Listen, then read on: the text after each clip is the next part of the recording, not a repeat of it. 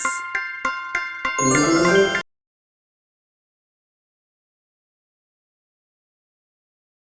Mummy, चुरकी मुर्की की कहानी continue करनी है ना? हाँ हाँ, लेकिन क्या तुम्हें अब तक की कहानी याद है? पहले की कहानी देखने के लिए हमारा पिछला वीडियो चुरकी मुर्की देखें, जिसका लिंक डिस्क्रिप्शन में है।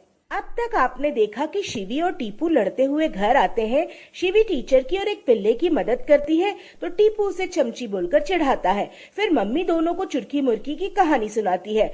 चुरकी मुर्की दो बहनें हैं। चुरकी सबकी मदद करती है जबकि मुर्की घमंडी है।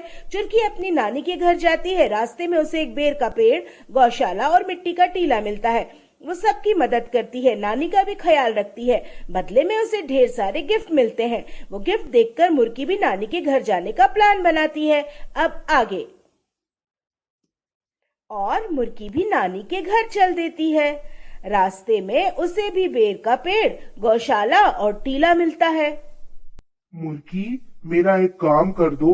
मेरे चारों तरफ कांटे बिखरे हैं। बच्चे यहाँ आते हैं तो कांटे चुभ जाते हैं। जहाँ तक मेरी छाया पड़ती है उतनी जगह को झाड़ बुहार कर साफ कर दो प्लीज। मैं तुम्हारा एहसानमंद रहूंगा। मैं क्या करूं? तुम इतने कांटेदार हो तो मैं तुम्हें क्या सफाई वाली दिखती हूँ? मैं क्यों करूं तुम्हारा ये काम? हमारी इस गौशाला को साफ कर दो। देखो कैसा गोबर हो रहा है, मक्खियाँ भी। मैं क्या तुम्हें गोबर उठाने वाली दिख रही हूँ? बड़ी आई, मैं नहीं करती ये सब। मैं मिट्टी का टीला। तुम मेरे आसपास की जमीन साफ सुथरी कर दो। बच्चों ने खेल खेल के मिट्टी बिखेर दी है। मैं क्या तुम्हें मजदूर दिखती हूँ?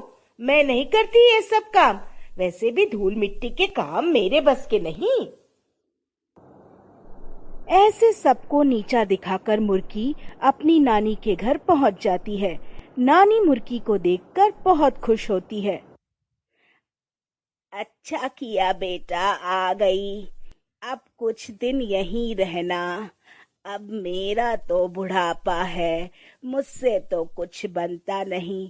तुम लोग आ जाते हो तो मेरी भी आसानी हो जाती है।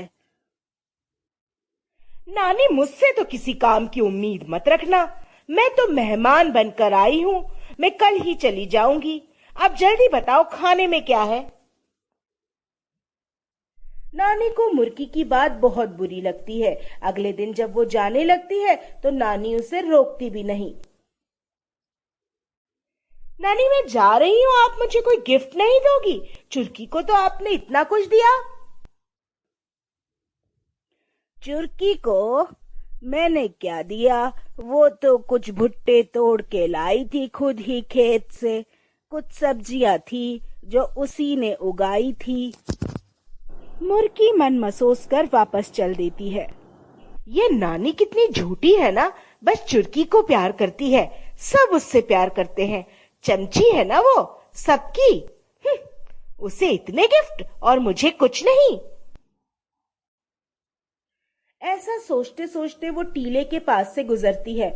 वहां से बहुत सारे सांप उसके पीछे पड़ जाते हैं। वो भागती है तो मिट्टी के ढेर में गिर जाती है। जैसे तैसे धूल में सनी जब वो गौशाला के पास पहुंचती है तो सोचती है कि थोड़ा रुककर पानी पी ले, लेकिन वहां गाय सींगे मारकर मुर्की को भगा देती है। वहां से चोट खाकर बुरे हाल में जैसे तैसे मुर्की आगे पहुंचती है तो बेर के नीचे कांटों से उसका बुरा हाल हो जाता है। ऐसे वो घायल होकर, थक कर और फटेहाल घर वापस पहुंचती है। अरे अरे, ये क्या हाल बनाया है तुमने? मत पूछ यार, मैं तो बेकार ही नानी के घर गई। तुझे नानी ने इतनी चीजें दी और मुझे बिना खाना खिलाए भेज दिया। नानी ने तो मुझे कुछ नहीं दिया। फिर चुरकी उसे सारी बात बताती है कि कैसे उसने रास्ते में सबकी मदद की और लौटते में उसे सबने तोहफे दिए। तुझे किसी ने कुछ नहीं दिया? नहीं, शायद क्योंकि मैंने किसी की मदद ही नहीं की थी। तो आई बात समझ में, हमें एक दूसरे के काम आना बहुत जरूरी है। हम किसी की मदद करेंगे तभी तो कोई हमारी मदद करेगा, और किसी का काम करने से हम छोटे नहीं होते। अच्छी लगी कहानी तो कर दो लाइक, सब्सक्राइब और शेयर।